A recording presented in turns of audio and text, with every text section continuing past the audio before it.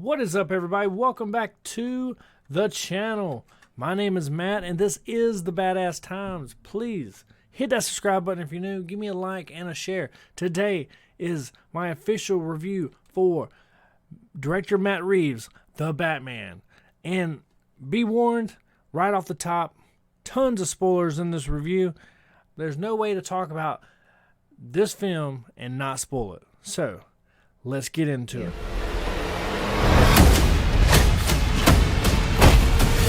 Whoa, take it easy, sweetheart.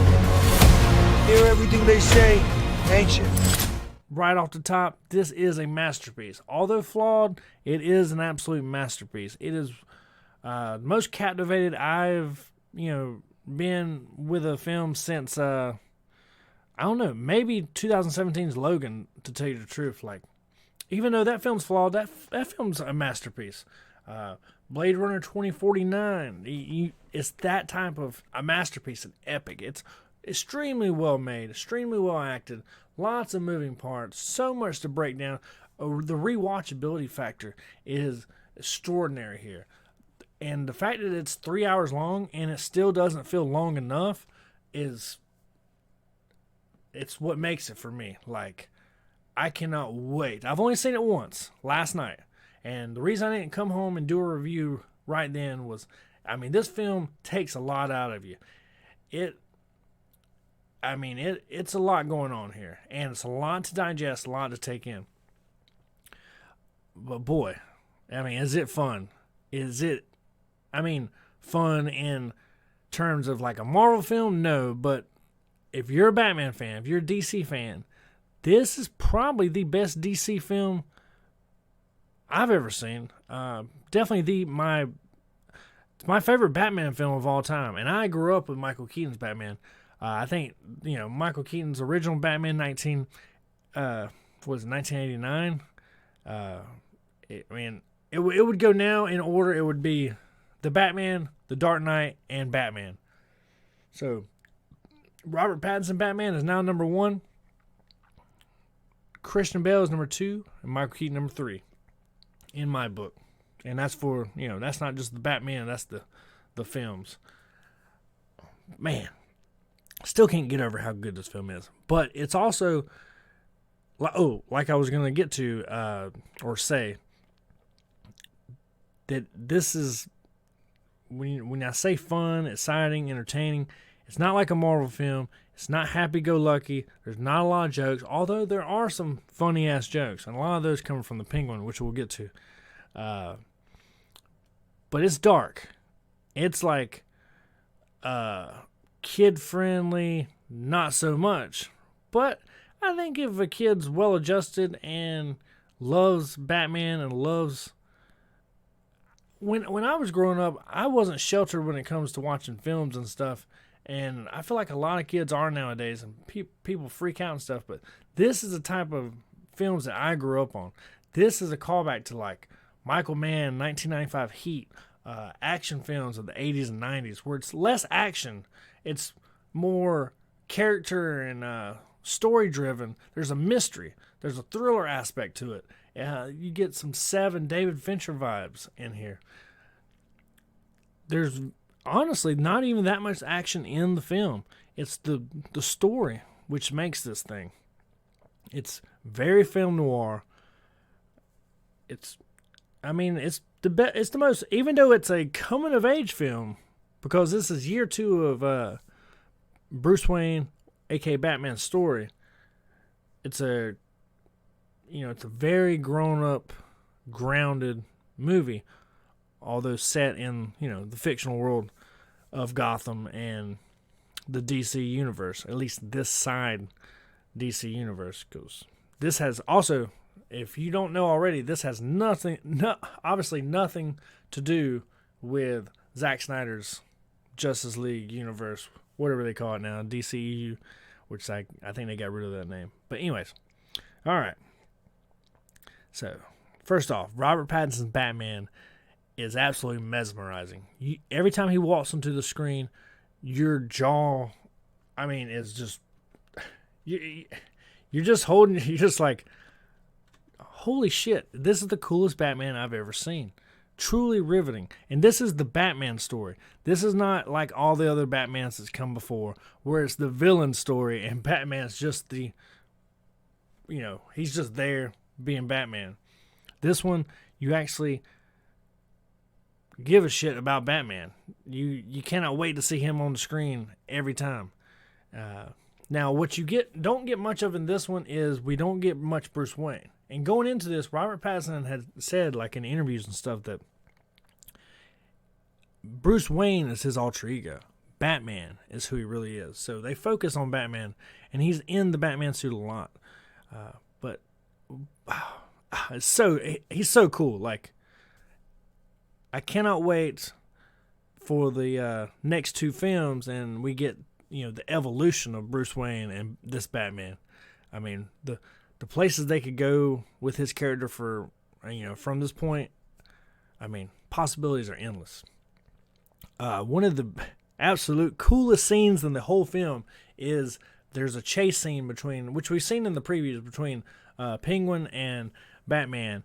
And when the Batmobile is first revealed, it is fucking awesome. Sorry, it is absolutely incredible. Like, I was like, holy shit, this is so badass. I mean, I almost jumped up and yelled. And this Batmobile, while I don't know if it's my favorite Batmobile, it is maybe, I don't even know what the best word to describe it. It's like got the most, you can tell this Batmobile feels like, even though they kind of show it to you, but Bruce Wayne has spent a long time working on this Batmobile. This is like his pride and joy, his big thing that he has to fight crime. He's been working on this thing for a while, you can tell. There's shots when he's in the Batcave and stuff. Well, the Batcave, this is a kind of a different version of the Batcave we've had before. This one appears to be in the old, underground subway of maybe up under Wayne Tower. I guess that's what they call it in the DC world. Is it Wayne Tower? Let me know in the comments below. And but anyway, it appears to be maybe when they were building the original, the Waynes. I think they built a huge railway system throughout Gotham, and I guess these are the beginnings of it, and it's now closed down now. So that's where his Batcave is. So it's not the Batcave out at the mansion on the outskirts of Gotham like we've always seen in the previous films and other comic book stories and stuff. But back to the Batmobile.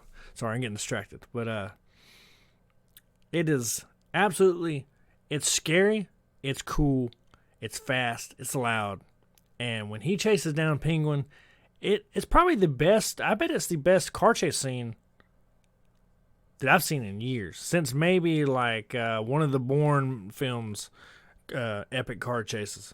I mean, it's really, really good, and it's so fun. Like, you're holding on to your seat, you're like, wow, you're freaking out.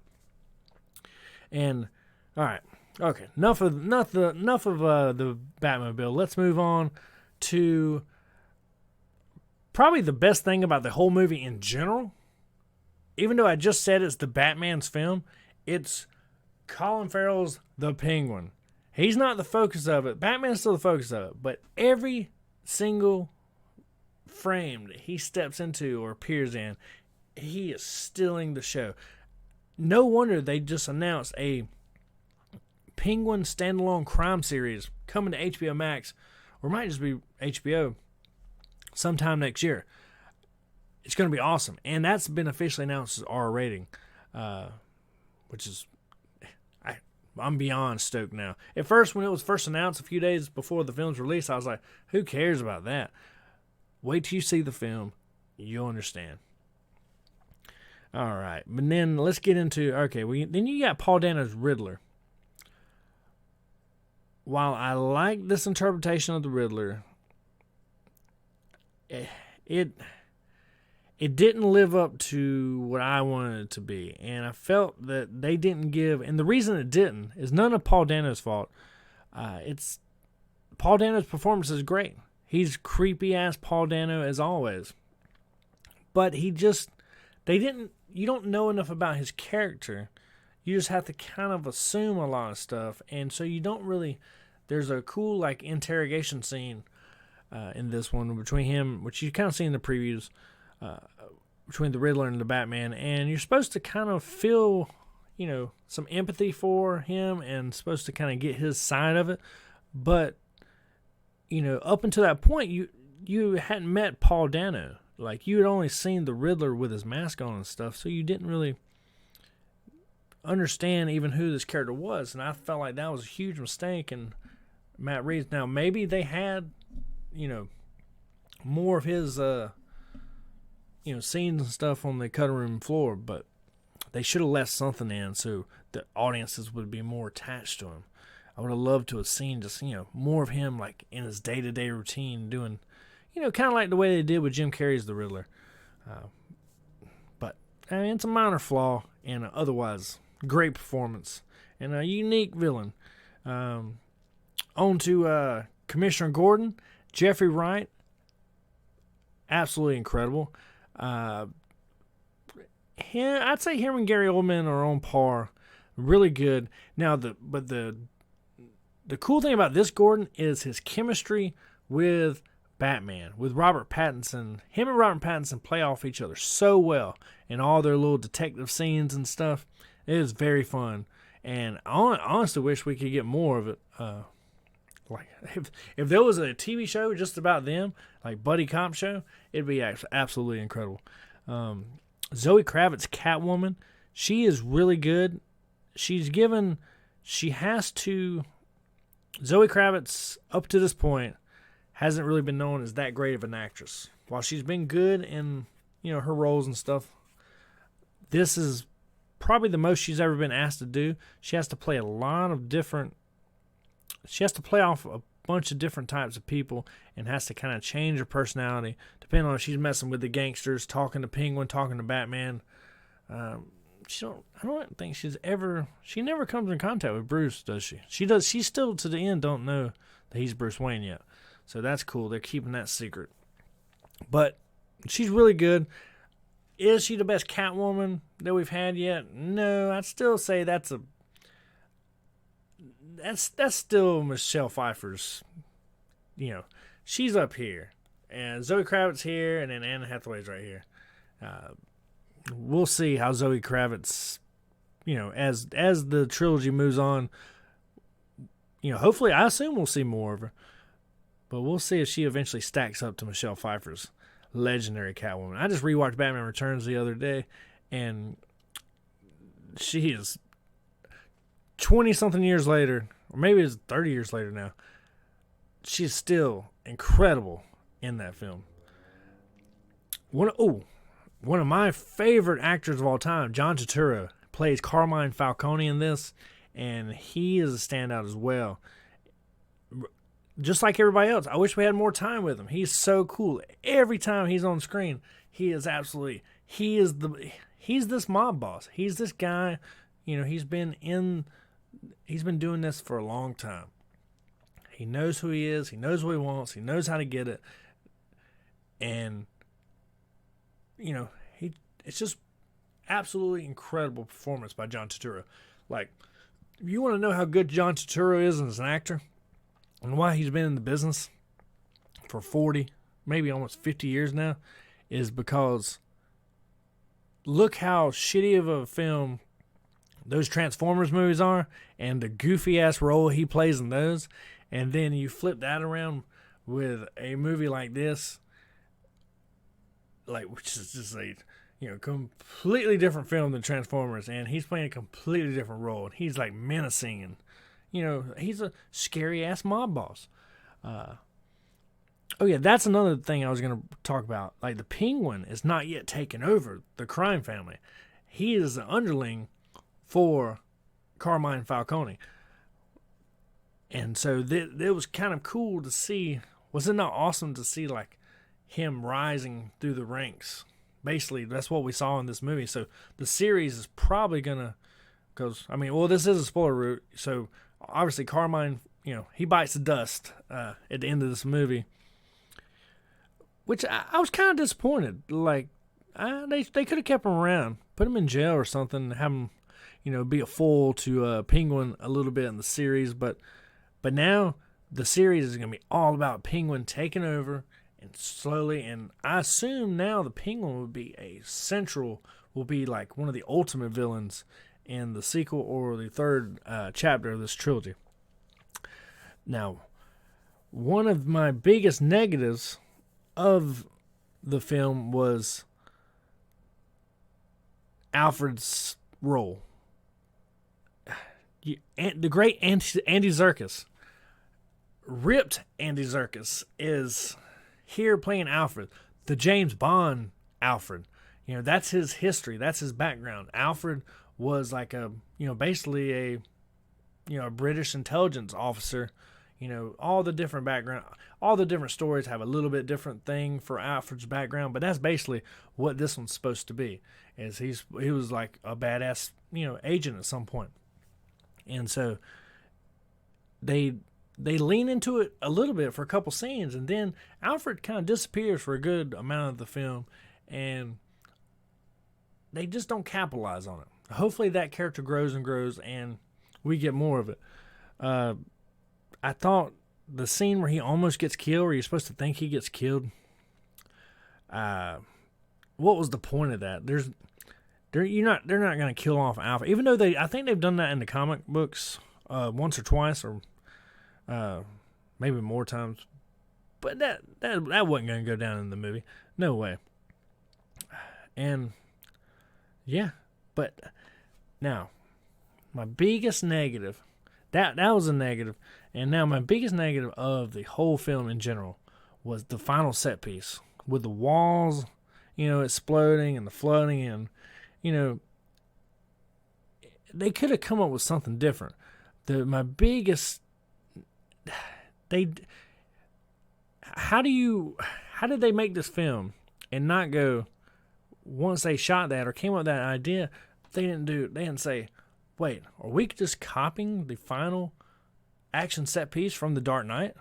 Which it is. It's the exact same thing. A different setting, but he's fighting the Riddler's goons the same way he fought the Joker's goons in The Dark Knight. He even takes them all out pretty much the same way by like hooking them to ropes and letting them all hang there. The exact same thing happened in Dark Knight. It was like a shot-for-shot redo of an action set piece that we'd already seen before. I was shocked, and I was that was the biggest letdown of the whole film. But even though I still loved every moment of it, I just thought they could have done something better. I feel like I may be getting too negative now, but even though this film is out, I'll probably go see this movie at least 5 or 6 more times in theaters. But yeah. Oh, finally, to cap off this review, the big reveal at the end is the rumored for the past 2 years is Barry Keoghan's the Joker. Pretty cool. Looks like they're going for a straight up like Arkham Asylum Joker. Like it looks like he's got the humongous scars and the humongous mouth and like more pointy face, and crazy, almost like twisted metal PlayStation video game blowback, like fire green hair. You couldn't really see him. It had him really in the darkness, like in that jail cell. So the reason I think they've done that is because, by the time we get to the sequel, they're going to do some adjusting and, try to get his look exactly right. They weren't really prepared for it. Or they didn't have to be prepared for it, which I think is a good move. But, I think that's... Oh, another huge flaw of the movie. Why do you cast Peter Sarsgaard? A pretty great actor. He's great at playing villain roles and stuff, but his random appearance as this DA, this corrupt DA, I just thought that was a waste of a great actor. Don't know why he's in this film at all. That could have been played by any random actor, and if you're going to cast him as his DA, give us a little something more. But, like I said, all around, this film's incredible. If you love films like Michael Mann's Heat, Chinatown, Seven, Blade Runner 2049, Logan, any types of epic crime thrillers and dark noir, story-driven, character-driven films, you are going to absolutely love this Batman film. It is the most down-to-earth Batman film. It is my favorite Batman film of all time. Robert Pattinson kills it. This film's a masterpiece. I'm going to give it, I guess I'll start doing some type of rating system here at the Badass Times. So we'll go out of 5 stars. I'm going to give this, we'll just do 4 out of 5. You can't do, no film's perfect. This film's definitely got a lot of flaws. But all those flaws could be fleshed out down the road. Or with a 4-hour cut of this film, if they was to release that. Which would be awesome. But yeah. 4 out of 5 stars. Go see The Batman on the big screen. Oh, leave me your thoughts. What did you think of The Batman? Let me know in the comments below. Is it your favorite Batman? Is Robert Pattinson your favorite portrayal of the Batman? Do you think director Matt Reeves got it right? Let me go back real quick. The cinematography is absolutely jaw-dropping. This is the same guy that did the cinematography for Dune. I can't think of his name. Let me see if I have it right here. I don't have it pulled up on the screen. But this guy, wow, 2 for 2, back to back. How do you do Denis Villeneuve's Dune and Matt Reeves' The Batman and knock them both out of the park? Holy shit, this guy's gonna get tons of work. I'm sure he already has had tons of work because this guy is. I mean, he's not Robert Deakins yet, but could it be the next? Did I say Robert Deakins? Roger Deakins. Yeah. But that was my final thoughts on that. Let me know your comments. In the comments below, let me know your thoughts on The Batman. How much you loved it. Your negatives, your positives. Let's talk about it. I promise to reply to everyone's comments. And please, if you're new to the channel, if you like this review, if you like hearing me ramble on incoherently at some points, please hit that subscribe button. Give me a like, share. Do whatever you got to do to support the Badass Times. And stay tuned for more badass stuff. Anyways, see you guys next time. Bye-bye.